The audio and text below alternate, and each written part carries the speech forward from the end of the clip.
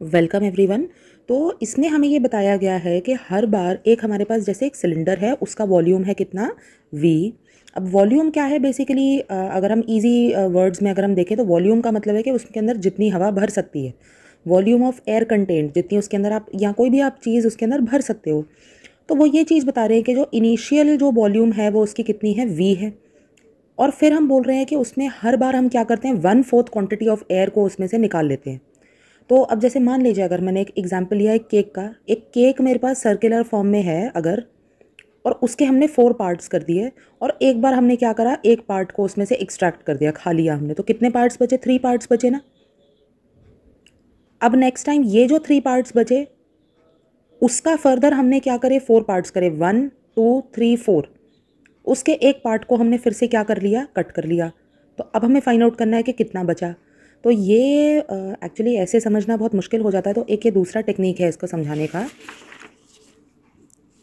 तो हमने मान लिया है इस सिलेंडर की इनिशियल वॉल्यूम हमेशा V1 और फाइनल वॉल्यूम कितनी, V2। इनिशियली मतलब कि शुरुआत में, और फाइनल मतलब कि आखिर में। तो इक्वेशन जो क्वेश्चन में दी हुई है उसके हिसाब से हम ये समझ सकते हैं कि जो V2 है, जो फाइनल वॉल्यूम है, वो हमेशा इनिशियल वॉल्यूम में से 1/4 ऑफ इनिशियल वॉल्यूम को निकाल करके आती है।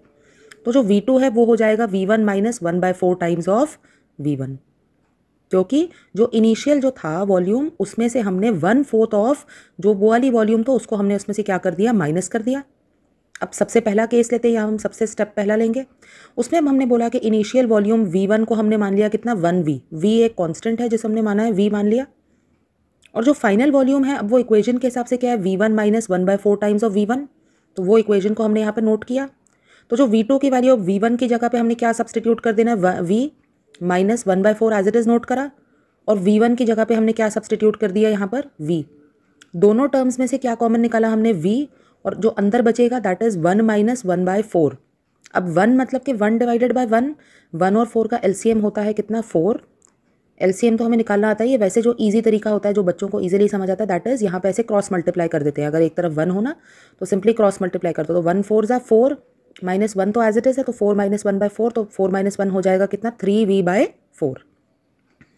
अब सेकेंड केस है। अब मान लीजिए मेरे पास एक जैसे एक मेरे पास, अब ये समझने के लिए अगर हम फाइनल और इनिशियल की बात समझें ना, तो जैसे मान लीजिए एक मेरे पास है कोई एक मेरी फ्रेंड है, और उसके हाथ लग जाता है मेरा पर्स।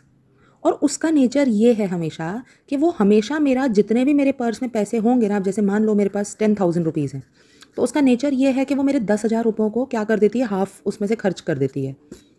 तो 10,000 का आधा कितना हो जाएगा, 5,000 रुपीज़। तो अब मेरे पास कितने बच जाएंगे, 10,000 में से अगर हाफ खर्च कर दिए तो अब मेरे पास कितने बचे, 5,000। तो अब नेक्स्ट टाइम जब मैं उसको अपना पर्स दूंगी खर्च करने के लिए, तो वो क्या करेगी, अब वो फिर से इस 5,000 का क्या करेगी, फिर से हाफ माइनस कर देगी उसमें से। अब हाफ अगर उसका माइनस कर दे तो 5,000 में से अगर इसका आधा माइनस कर दिया तो मेरे पास पर्स में कितने बचेंगे, सिर्फ और सिर्फ 2,500 रुपये। अब उसका नेचर ही ऐसा, अब मैं क्या करूँगा, इतनी ज़्यादा खर्चीली है तो अब ये मैंने देखा कि हर बार जो बचता है, जो फाइनल वैल्यू बचती है, वो नेक्स्ट केस के लिए क्या होती है, इनिशियल वैल्यू। जैसे 10,000 में से अगर उसका आधा खर्च दिया तो बचे कितने, 5,000। तो ये जो 5,000 है ये एक्चुअली इनिशियल वैल्यू है नेक्स्ट केस के लिए। अब नेक्स्ट केस क्या है, 5,000 रुपीज़। अब 5,000 से आधा खर्च दिया तो कितने बचे मेरे पास, 2,500। तो अब नेक्स्ट टाइम जब मैं इसी को अपना बैग दूंगी शॉपिंग करने के लिए, तो ये उसके फर्दर आधे खर्च कर देगी। अब आधे किसके खर्च करेगी, इस वाले 2,500 बचेगे ना, मतलब कि 1,250 रुपये वो क्या कर देगी, स्पेंड कर देगी। तो वो इसके ही करेगी ना। तो वैसे ही अब अगर यहाँ पर आफ्टर जो 1/4 वॉल्यूम को एक्सट्रैक्ट करके जो बच रहा है मेरे पास, 3/4V बच रहा है ना, तो अब अगली बार हम स्टार्टिंग इसी 3/4V से करेंगे ना। तो इनिशियल वॉल्यूम V1 कितनी हो जाएगी, 3/4V। और फाइनल V2 कितना हो जाएगा, अब ये इक्वेशन तो है ही यहाँ पर, V1 माइनस 1/4V1। तो V1 माइनस 1/4V1 यहाँ से नोट करा। अब V1 की जगह पे क्या सब्सटीट्यूट करेंगे, 3/4V माइनस 1/4 तो एज इट इज़ नोट करा, और V1 की जगह पे रखेंगे 3/4V। अब इन दोनों में से 3/4V कॉमन निकल गया, बचेगा कितना, 1 माइनस 1/4। अब 1 माइनस 1/4 हमने यहाँ पे सॉल्व करके कितना आया था, 3/4 आया था ना। तो यहाँ पे लिख देंगे 1 माइनस 1/4 की जगह 3/4।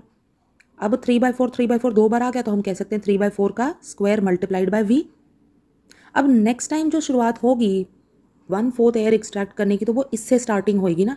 तो अब जो इनिशियल वॉल्यूम V1 है वो कितनी हो जाएगी 3/4 टाइम्स ऑफ V का स्क्वायर, और फाइनल वॉल्यूम कितनी हो जाएगी V1 minus 1/4 times of V1। तो V1 कितना है हमारा 3/4 स्क्वायर V माइनस 1/4 टाइम्स ये जो V1 है कितना 3/4 the whole square into V। अब इन दोनों में से अब हमने क्या करा 3/4 the whole square V 3/4 the whole square V को कॉमन निकाल दिया, तो बचा कितना, यहाँ पे बच गया 1 माइनस यहाँ पे क्या बचा एक्स्ट्रा 1/4, और 1 माइनस 1/4 तो अभी हमने यहाँ कैलकुलेट करा था कितना था 3/4, तो 3/4 the whole square V multiplied by 3/4, तो 3/4 का अब हमने यहाँ पे क्या ले लिया क्यूब ले लिया मल्टीप्लाइड बाय V। तो ऐसे करके जो हमारी सीरीज़ बन के तैयार हो गई वो ये हो गई। पहली बनी क्या, जो इनिशियल थी V, ये जो हमने V यहाँ पे लिया था, नेक्स्ट टर्म क्या बन गई 3/4V, ये आ गई 3/4V। अगली बार क्या आ गया 3/4 the whole square into V, तो इसको ये नोट कर लिया हमने। अगली बार क्या आ जाएगा 3/4 द होल क्यूब V, और नेक्स्ट टाइम क्या आएगा 3/4 the whole power 4 multiplied by V। तो ऐसे करके अगर हम देखें यहाँ पर, तो इनके जो 1, 2, 3, 4 जैसे अगर हम टर्म्स को देख लें, तो अब हमें देखना है कि ये अरिथमेटिक प्रोग्रेशन है कि नहीं। तो अभी इसीलिए हमने यहाँ पे वर्ड क्या लिखा है प्रोग्रेशन, क्योंकि हमें नहीं ना पता कि वो अरिथमेटिक प्रोग्रेशन है कि नहीं। तो कॉमन डिफरेंस हो जाएगा A2 minus A1 second term minus first term, तो 3/4 V माइनस V, तो हमने बोला V कॉमन निकाल लिया, अंदर क्या बचेगा 3/4 माइनस 1। तो अब इन दोनों का LCM कितना हो जाएगा 4, simply cross multiply 3 minus 4/4, 3 minus 4 हो जाता है -1, तो ये आ जाता है फर्स्ट टाइम का कॉमन डिफरेंस। अब सेकेंड टाइम का क्या हो जाएगा, ये वाली टर्म माइनस ये वाली टर्म। पहले तो हमने कॉमन डिफरेंस निकाला ये second term minus first term, अब हम निकालेंगे third term minus second term. तो थर्ड टर्म क्या है 3/4 द होल स्क्वायर V, और फर्स्ट टर्म क्या है 3/4 V। तो यहाँ पे ऐसे हमने ये निकाल लिया इसका वैल्यू। तो अब इसमें से हमने लिखा 3/4 द होल स्क्वायर V और 3/4 V। अब इसमें से ऑब्वियसली हमें दिख ही रहा है क्या चीज़ कॉमन निकल रही है 3/4 V, और यहाँ पे 2 बार है तो एक बार निकाल लेंगे बाहर, तो अंदर क्या बचेगा 3/4, और V तो निकल गया -1।